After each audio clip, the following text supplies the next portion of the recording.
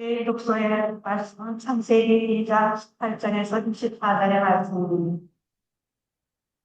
야훼 하나님께서는 아담이 혼자 있는 것을 좋지 않으니 그의 이를 거둘 짝을 만들어 주리라. 들짐승과 곤충의 새를 하나하나 진흙으로 빚어가시고 아담에게 데려다 주시고 그가 무슨 이름을 붙인가 물어보셨다. 아담이 동물 하나하나에게 붙여준 걸 이제 그대로 그 동물의 이름이 되었다. 이렇게 아담은 들짐승과 곤충의 새와 들짐승의 이름을 붙여주었지만 그 가운데는 그의 이를 거둘 짝이 보이지 않았다. 그래서 야훼 하나님께서 아담을 깊이 잠들게 하신 다음 아담의 갈빗대를 하나 꽂고 그 자리를 살로 메우시고 그 갈빗대로 여자를 만드신 다음 아담에게 데려오시자 아담은 이렇게 외쳤다. 드디어 나타났구나. 내 뼈에서 나온 뼈요. 내 살에서 나온 살이로구만. 지약에게 나왔으니 지옥이라고 부르리라. 그리하여 남자는 어머니를 떠나 아내와 어울려 한 몸이 되게 되었다. 이것은 주님의 말씀입니다. 시편 8편 3절 9절에 교독하겠습니다. 당신의 작품 손수 만드신 저 하늘과 바람 달과 별들을 우러러보면 사람이 우스에게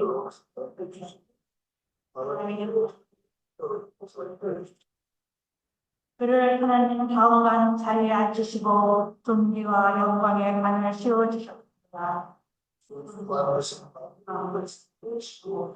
모든 것을 발휘해 거두게 하셨습니다. 크고 작은 온갖 가축과 그래서 뛰노는 짐승들하며 공중에 올라가고 울리는 모두들을 들어놨습니다.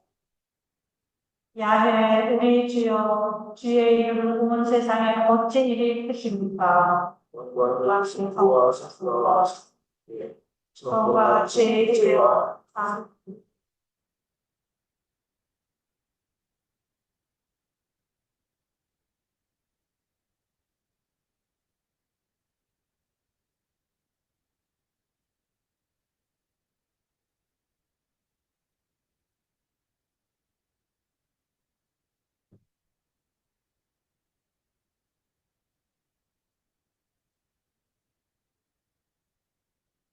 오늘의 복음은 성마가에 의한 거룩한 말씀입니다. 주께 영광을 드립니다. 그때 바리사이파 사람들이 와서 예수의 속을 떠보려고 남편이 아내를 버려도 좋습니까? 하고 물었다. 예수께서는 모세는 어떻게 하라고 일렀느냐? 하고 반문하셨다.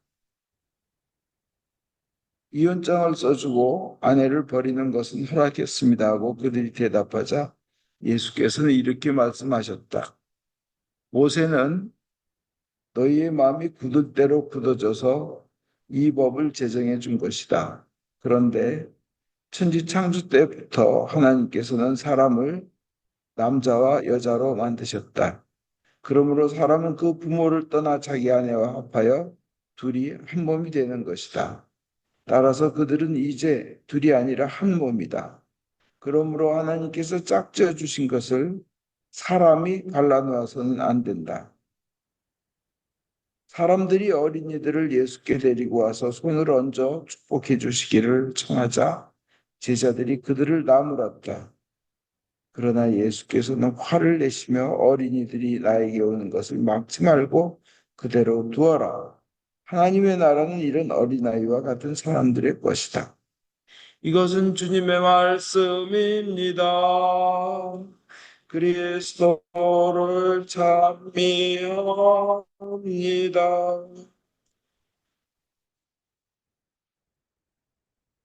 기도하겠습니다. 하나님, 주님께서 인간을 만드실 때, 저희를 만드실 때 주님께서 원하셨던, 주님께서 꿈꾸셨던 가장 귀한 것을 저희가 이루게 해 주시옵소서.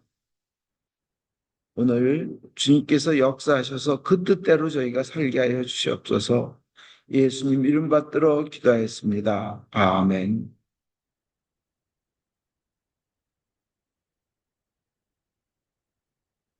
오늘은 일독서 창세기에도 아담과 이브 이렇게 아담만 가지고는 안 되겠다 싶어가지고 거들 짝을 만들어 주자 해서 이브를 만드셨어요. 가정을 만드셨습니다. 부부를 만드셨습니다. 또 오늘 복음에도 보면 가정에 대해서 부부에 대해서 말씀하시고 예수님께서 그리고 그 어린아이들 이제 자녀가 생기잖아요. 어린애들한테는 어떻게 할 것인가 이거를 어, 복음에서도 말씀하십니다. 그래서 오늘은 하나님이 원하시는 가정의 모습, 하나님이 그 가정을 만드셨을 때 어떻기를 원하셨는지 그걸 성경을 통해 우리가 생각하며 은혜를 받겠습니다. 세상의 모든 걸 창조하실 때 하나님이 원하는 것은 맨 마지막에 왜 인간을 만드시면서 인간이 다스리게 하면서 이 온 세상을 인간을 위해서 만드신 거예요. 그건 얘기 뭐냐? 인간의 행복을 위해서 만드신 겁니다. 하나님께서는. 그리고는 인간의 행복을 위해서 가정을 만들어 주셨습니다. 이불을 통해서. 그래서 하나님이 가장 원하신 것은 인간의 가정의 행복이었습니다. 하나님은 인간을 행복하시며 축복하시고 싶어 했고 그 축복의 길은 아담과 이브가 이루는 가정이었습니다. 그래서 하나님께서 이 세상에 인간에게 가정을 주신 이유는 하늘의 온갖 축복을 쏟아주시기 위해서 가정을 주시고 가족을 주신 겁니다. 그래서 가족을 통해서 안식과 평안, 행복을 누리라고 만드셨습니다. 그 유대인의 그 얘기에 이런 게 있습니다. 그 이제 제자가 랍비한테 물어봅니다. 선생님, 도대체 가정이란 무엇입니까? 하니까 랍비가 대답하기를 가정은 안식의 터전, 큰 안식의 터전입니다. 그러니까 제자가 또 묻습니다. 선생님, 영혼의 안식은 천국에 가야만 있는 것 아닌가요? 천국에 가야만 그 안식이 있는 거 아닙니까? 그러니까 랍비가 대답했습니다. 영원한 안식은 천국에 가야만 있습니다. 그러나 매일매일의 안식은 바로 가정에 있습니다. 우리 세상 살면서 가장 큰 안식은 가정에 있다는 거예요. 그럼 가장 행복한 가정, 가장 축복된 가정은 어떤 가정일까요? 하나님을 주인으로 모시고 하나님의 뜻을 따라 살려고 몸부림치는 가정입니다. 그 중에 가장 기본이 뭐예요? 주의를 지키는 겁니다. 되게 뭐 돈 많이 벌기 위해서, 사업하기 위해서, 인생에 출세하기 위해서, 편안한 삶을 살기 위해서 노력하면서 가장 축복의 근원인 하나님 앞에 일주일에 한 번 나오는 것을 등한시한다면 사실 그분의 기도도 하나님을 경외하고 하나님을 우선으로 하는 기도라고는 보기가 좀 힘들 것입니다. 굉장히 어려워진 환경이 있으면서 나는 이렇게 어려워졌는데 하나님은 왜 내 기도를 안 들어주나 하는 분들 가만히 이렇게 보면 하나님을 주인으로 모시고 정말 그 일주일에 한 번 하나님이 우리 밥 한 끼 먹자.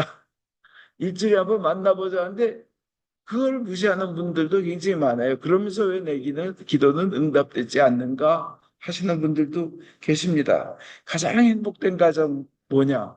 가장 축복된 가정은 뭐냐? 어느 가정이든지 하나님을 그 주로 모시고, 그러니까 로드로 모시고 그의 종으로서 사는 가정이 가장 행복합니다. 어느 가정이든지 물질이나 돈이 주인이다. 모든 스케줄의 주인이 뭐 사람 만나는 거 돈이다. 뭐 그러면 그것은 이미 가장 행복한 가정이 아닙니다. 자녀가 주인이 되잖아요. 그러면 그 가정은 벌써 복을 잃어버린 겁니다. 행복을 도적질 당하고 빼앗김 당하는 겁니다. 왜냐하면 그 모든 복은 하나님으로부터 오는데 가장 귀한 하나님을 뵙는 것을 하나님을 주로, 그러니까 주님으로 주라는 게 뭐예요? 노예가 주님 부를 때, 로드 부를 때 부르는 게 주님 아니에요. 주인은 사람이고 주로 모든 것의 주관자로 여길 때, 하나님을 여길 때 모든 그 만복의 근원이신 하나님으로부터 복이 오는 겁니다. 그런데 그냥 다른 것이 그 하나님이 있어야 될 자리에 차지하게 되면 이미 어, 어려움 속에 빠져들어가는 겁니다. 만약 근데 우리가 하나님을 가장 귀하게 이렇게 모시고 집안의 그 주님으로, 오너로, 우리 집안의 오너로 모시고 사면 주님께서 인도하셔서 아무리 가난과 굶주림 속에 있다 하더라도 그 사르밧의 과부처럼 안전하고 부족함이 없는 복을 누리며 살게 됩니다. 온 세상이 가뭄이 들어도 또 루처럼 이방 여인인데다가 남편도 죽고 시아버지도 죽고 가난하고 어려운 환경에 있지만 하나님을 가장 경외하니까 그래서 어머님의 하나님이 나의 하나님이요 해가면서 하니까 어떻게 돼요? 예수님의 조상이 되는 겁니다. 그런 이방인 여인들. 주님께서 주님께서 심중을 보고 계세요. 그럼 경외하는 하나님을 최고로 여기고 제일로 여기고 정말 그 로드로 나의 오너로 나를 가지고 계신 분, 주관자로 모시는 이에게는 어떤 복을 주시냐면 시편 128편에 보면요. 자기가 수고한 것의 대가를 받는다는 겁니다. 수고한 것의 대가를 그대로 받는다고. 헛되이 날려버리지 않는다는 거예요. 자기가 그냥 노력해서 애쓴 열매를 그대로 자기가 받아서 돌아오게 해주실 뿐이 아니라 거기에 하나님의 것, 하나님께서 가지고 계신 것까지 더해서 돌려주시는 겁니다. 시편 128편 1절에 보면 복되라 야훼를 경외하며 그의 길을 걷는 자, 야훼를 경외하며 그의 길을 걷는 자, 그의 명령에 순종하는 자예요. 자기 손으로 일하여 그것을 먹으니 그것이 네 복이며 너의 행복이다. 이렇게 시편에 되어 있습니다. 자기가 먹어도 배부르지 못하고 입어도 따뜻하지 않고 돈을 벌어도 구멍 떨어진 주머니에 돈 넣은 것처럼 새나가고 열심히 일했는데 제가 아는 분 계세요. 정말 열심히 일했어. 그냥 돈 하면서 일했어. 남한테 돈 많이 번 걸 아주 큰 자랑으로 여기고 싶어서 그냥 몸부림치는 분 봤는데 돈 많이 벌었어요. 근데, 근데요, 결과는 째고, 찢고, 띄어내고, 꼬매고, 약물 처리해야 되고, 그 너무나 힘들게 인생이 되는 겁니다. 돈 하면서 살다가요.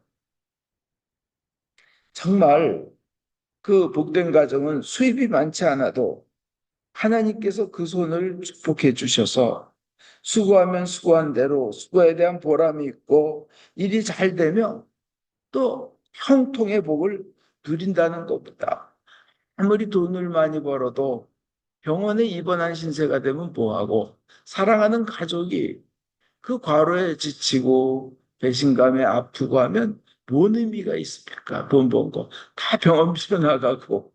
그잖아요?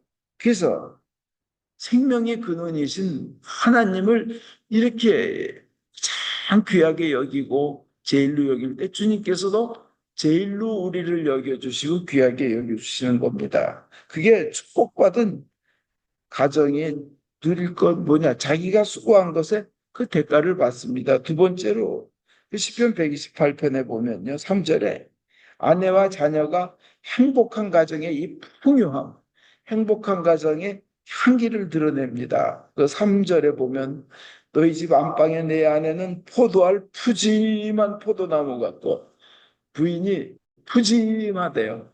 그리고 풍요를 상징하죠. 밥상에 둘러앉은 네 자식들은 올리브 나무의 해순과 같구나. 감람나무라고 되어 있어요. 근데 올리브 나무라는 번역이 좀 더 맞다고 합니다. 보아라, 야훼를 경외한 자는 이렇게 복을 받으리라. 그 야훼를 경외하면 이런 복을 받는다는 겁니다.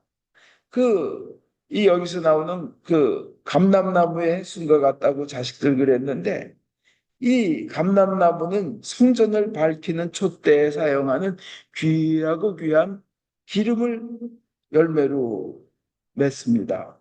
그리고 감람나무는 아주 척박한 환경, 어려운 환경에서도 잘 자라고 수명이 아주 길며 그렇게 귀하게 쓰입니다.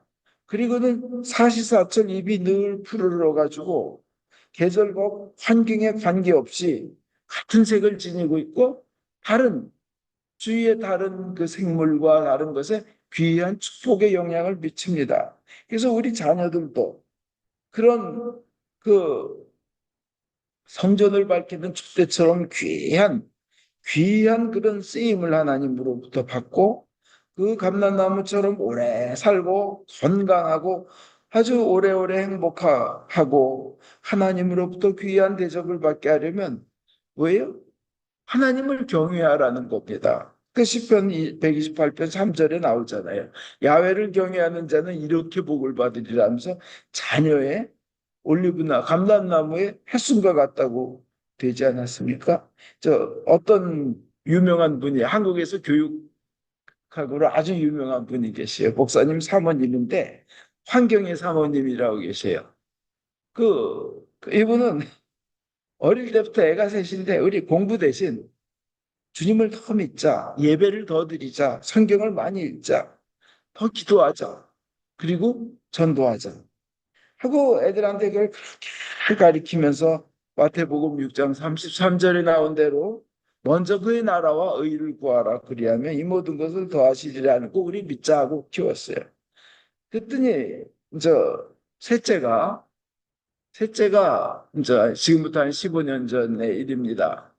셋째가 늘 그러니까 기도하는데 셋째가 그 큰 전 세계에서 제일 큰 전자회사로부터 컴퓨터 회사로부터 장학금을 100만 불을 받았어요. 한 15년 전에 100만 불. 그리고 저 둘째는 현재 지금 노스 이스턴 대학교 교수면서 교회에서 집사로 열심히 봉사하고 있어요.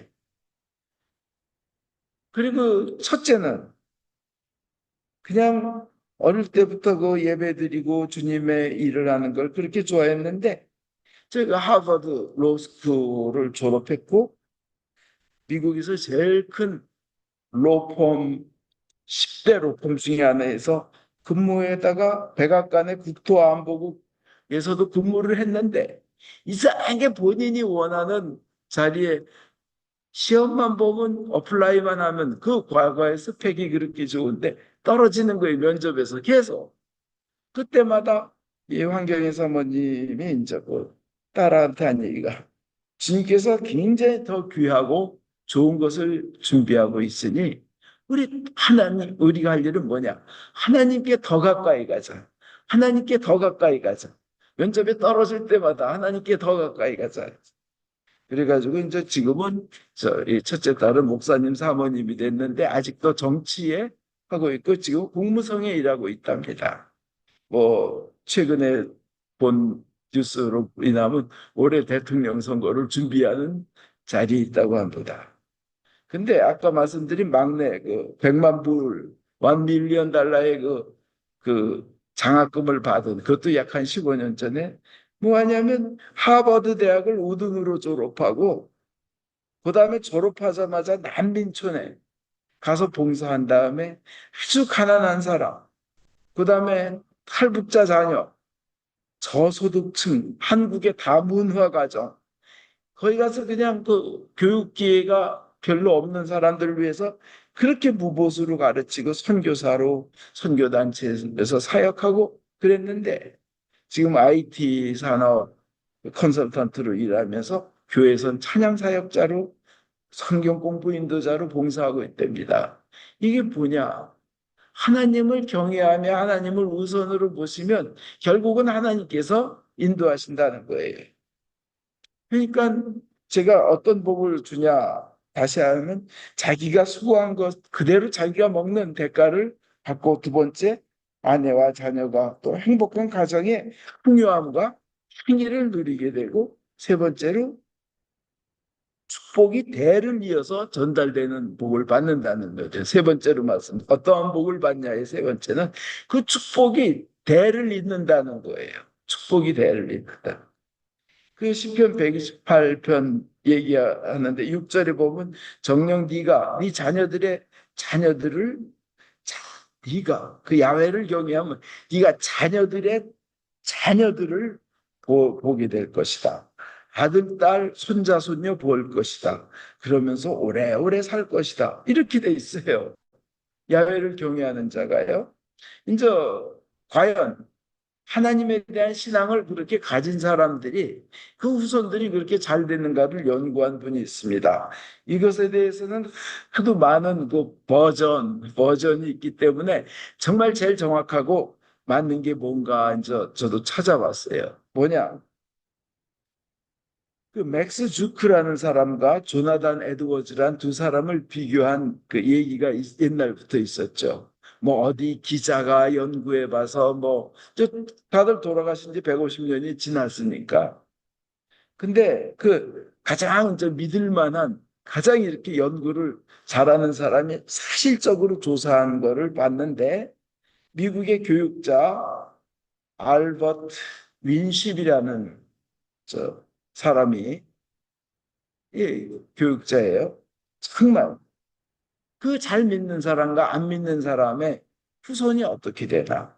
잘 믿는 사람들의 후손이 정말 그 복을 받는가? 이걸 이제 연구를 해봤어요. 후손들에 대해서 직접 연락하고, 직접 전화 걸고, 찾아가고 뭐 하면서. 근데 맥스 주크는 1720년대, 지금부터 300년 전이죠. 뉴욕에서 태어났는데 이 사람은 좀 방탕한 삶을 하고 그다음에 낙천적이고 그때그때 놀기를 좋아하는 사람이었어요.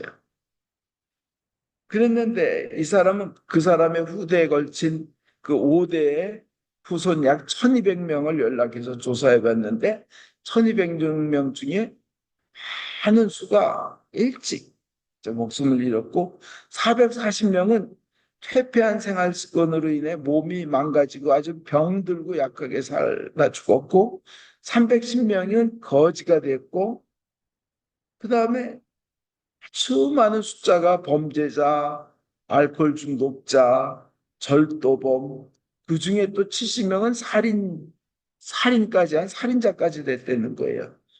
그 연구를 해본 결과 40명은 그 매춘부가 됐대, 창녀가 됐대요. 근데 그 많은 사람 중에 20명만 제대로 된 기술을 배워서 살았는데 그 20명 중에 10명도 교도소에서 배운 기술이었다고 합니다. 이게 이제 그 맥스 주크라는 사람이 이제 술 좋아하고 방탕한 생활을 좋아하던 사람의 후손들이 그렇게 된 거예요. 근데 조나단 에드워즈 이분은 1703년대예요. 맥스 주크하고는 뭐 같은 동양도 아니고 친구도 아니고 지인도 아니에요. 근데 이 사람은 조나단 에드워즈는 아주 부부가 아주 신앙 굉장히 열심히 하며 아침마다 일어나면 부부가 같이 기도하는 모습을 자녀들이 보고 큰 거예요. 물론 조나단 에드워즈는 미국의 대각성 운동, 회계 대각성 운동과 부흥을 일으킨 대단한 분 중에 한 분입니다. 근데 그 후손들을 보니까 후손이 1390명, 약 1400명인데요. 13명이 대학교 총장이 됐고 65명이 교수가 됐고 의사가 56명이 되었고 목사나 신학자, 선교사, 이 종교 교회에서 일하는 분이 100분이 넘었고 변호사가 100명이었고 판사가 39명이었고 그중에 한 명은 부통령이 되었고 상원 의원이 3명이었으며 국회의원이 여럿되는 거예요. 외교관도 많고 주지사도 3명, 시장도 3명, 군대 장교도 75명, 뭐 훌륭한 나라에서 운영하는 회사의 책임자들도 50명 이상 그렇게 나왔던 거예요. 그래서 이게 실제적으로 조사를 해보니까 예수님을 잘 믿고 경외하는 자들의 후손이 그런 복을 받더라는 거예요. 축복이 대를 이어서 전달된다는 겁니다. 그렇다면 우리가 성경을 통해서 또 사회과학적인 연구를 통해서 이런 사실을 알았다면 우리가 해야 될 일이 뭘까요? 첫째, 온 가정이 하나님을 경외하는 겁니다. 하나님을 경외하는 거예요, 온 가정이. 그 시편 112편 보면 할렐루야 복되어라 야훼를 경외하며 이 무서운 줄 알고 존경하는 게 경외예요. 그의 계명을 좋아하는 사람 그의 자손은 세상의 영도자가 되고 정직한 후에 축복을 받으리라. 그의 집에는 부귀 영화가 깃들이고 그의 의로운 행실은 영원히 기억되리라. 이렇게 이제 하나님의 말씀 시편에 기록되어 있습니다. 하나님을 경외하는 것이 최우선이어야 합니다. 하나님께 순종해야 되는 겁니다. 두 번째로 가정은 누가 이루어야 되느냐? 오늘 창세기에도 얘기하고 복음에도 얘기했듯이 한 남자와 한 여자가 가정을 이루어야 되는 거예요. 이건 창조 원리예요. 그 얼마 전에 그 트랜스젠더였다가 그걸 이제 후회하고 돌아오려고 했지만 돌아와지지 않는 분의 이제 전도사 이효진 전도사란 분의 간증을 들었는데 트랜스젠더가 되는 단계가 3단계가 있대요. 1단계는 굉장히 내가 이제 여자로 태어났지만 남자가 되고 싶은 거야. 막 우락부락하고 멋있는 오빠가 되고 싶고 삼촌이 되고 싶고. 그러니까 1단계는 그런 남자로서의 생활을 좀 오랫동안 해봐야 되는 거예요. 그 생활을. 그거 하면서 그 다음에 2단계는 호르몬 주사를 맞는 거예요. 그 다음 단계가 지나면 이제 수술을 하는 거예요. 여자가 이제 남자로 수술하고 남자. 그런데 보면 자기는 2단계까지 갔대요. 수술은 안 했대요. 근데 호르몬으로 인해서 한번 몸이 바뀌어서 피폐해된 건 되돌릴 수가 없답니다. 아무리 자기가 여자로 태어났는데 남자가 되고 싶어서 했다 하더라도 나는 태어나기를 XX 염색체로 태어났지 남자는 XY 염색체. 근본적으로 내 안에 있는 모든 세포가 온몸의 모든 세포가 나는 XX 염색체지 XY는 절대 아니라는 거예요. 호르몬을 맞든 수술을 하든 그래서 근본적으로 바뀌지 않는다는 거예요. 내가 아무리 마음으로 나는 남자야, 나는 남자야 그래도 나는 여자라는 거예요. 하나님의 만들기 그렇게 되는 거예요. 하나님의 만드신 것에 순종하며 살아야 된다는 거예요. 그대로. 한 남자와 한 여자가 가정을 이루어야 된다는 거예요. 그분의 간증은 그랬습니다. 우리가 하나님의 말씀을 경외하고 하나님의 그 명령에 순종하고 하나님의 방식에 따르는 것이 가정의 축복을 불러들인다는 겁니다.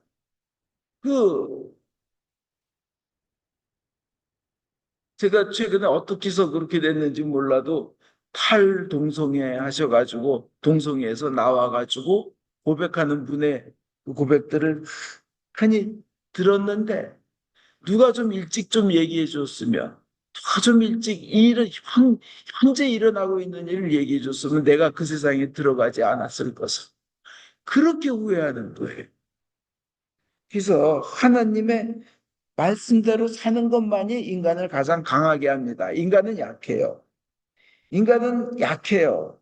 인간은 인간의 머리로만은 무너질 수밖에 없어요. 하나님을 의지하지 않으면 아무리 세상적 지식으로 자기의 토대를 만들고 뭘 쌓아도 인간의 능력으로 쌓은 건 다 무너지게 돼 있어요.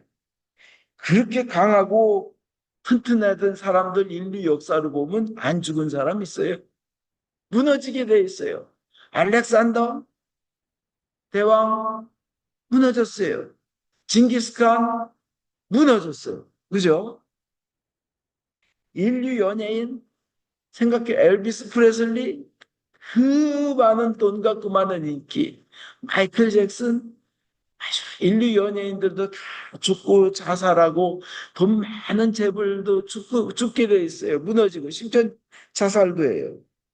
그 하나님이 없기 때문에 그래요. 근데 하나님을 가운데 모시고 하나님을 오너로 마이 로드로 모시면 그리고 그 하나님의 방식대로 살면 돼요.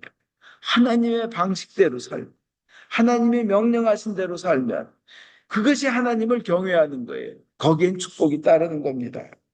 결혼도 그래서 오늘 창세기에 복음에 있듯이 한 남자와 한 여자가 이렇게 짝을 이룬다고 그게 참도 섭리라고 성경은 말씀하고 계시고 예수님 말씀하시는 거예요. 그랬을 때 하나님께 그렇게 경외하고 하나님의 방식을 따랐을 때 인간은 강해집니다. 엄청 강해지. 그렇지 않으면 약하고 무너져요.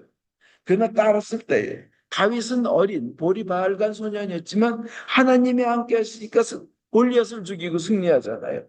모세는 80이 넘은 노인이에요. 짝대기 하나 들고. 그런데 어떻게 바로 왕에게 이깁니까? 바로 왕이 가지고 있는 것이 수많은 군대 군인과 철로 된 병거 그냥 그것만 600대를 가지고 있는데 짝대기 하나 들은 노인네가 어떻게 이깁니까? 하나님이 함께 계시니까 그런 건데 하나님을 경외하고 하나님의 말씀을 따르고 하나님의 길을 순종했을 때 강해지는 겁니다. 가정도 마찬가지입니다. 하나님을 경외하면 승리와 기쁨과 평화가 오는 건데 그 기본이 한 남자와 한 여자가 결혼하는 겁니다. 세 번째로 중요한 거 오늘 어린이들을 주님 앞에 못 나오게 하니까 예수님 막 화를 내셨어요. 나무를 내셨어요. 그러면서 자녀를 내 앞에 오게 해라. 애를 내 앞에 오게 하라 그랬어요. 오는 것을 막지 말라 이야기는 내 앞에 오게 하라는 거예요. 하나님으로부터 예수님으로부터 직접 축복을 받고 성경적인 세계관, 성경적인 개인관, 성경적인 가정의 모습, 성경적인 가치관을 예수님 앞에 나와서 배우게 하라는 거예요. 시험 공부한다고 교회 안 나온다? 이거는 너무 기본이 안 돼. 제가 한국의 둔포에서 어떤 집회에 있어서 갈 때 반주하는 애가 월요일 날 시험이라 일요일 날 못 나온대. 그래서 너 반주할 자격 없다. 너 월요일 시험 포기하는 한이 있어도 주님께서 주일에 너에게 맡겨주신 반주 그거 제대로 해라. 그 다음에 결과가 어떻게 되는지 봐라 그랬는데 일요일 날 주일 날 나와서 반주를 했어요. 그 다음에 연락 왔어요. 올백 맞았대요. 25년 전에 있었던 일입니다. 그 자녀를 주님 앞에 오게 하라. 이거 세 번째입니다. 이 장혜영이라는 사모님이 계신데 애가 미숙아로 태어나서 인큐베이터에 계속 들어가야 됐고 병치잘했어요. 그래서 그냥 많은 이 아픈 아기를 어떻게 키워야 하는 육아서를 많이 읽었지만 이 사모님이 결론은 성경적으로 가르치는 것이 애를 제일 튼튼하고 제일 행복하게 하는 길이겠다 해서 성경적으로 기도하고 성경적으로 얘기하고 그렇게 키웠어요.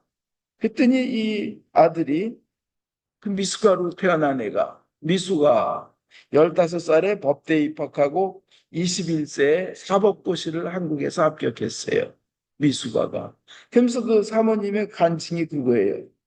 원칙에 입각한 성경의 원칙에 입각한 하나님을 경외하며 하나님의 길을 따르는 것만이 나의 자녀도 가장 성공하고 행복하게 하는 길이다 하는 것을 자기는 자식을 통해서 더욱더 확인하게 됐다는 겁니다. 여러분 예수님께 오게 하면요. 자식에게 돈을 물려주는 것보다도 자식에게 좋은 대학을 가게 하는 것보다도 자식을 돈 많은 사람과 결혼시킨 것보다도 직접 온 세상을 만드신 예수님으로부터 축복받기에 훨씬 더 크고 행복한 은혜를 누릴 줄 믿습니다. 하나님을 가장 경외하고 주님의 뜻대로 사는 여러분 되셔서 주님으로부터도 가장 귀한 대접 받으시기를 주 예수 그리스도 이름으로 축원드립니다. 아멘.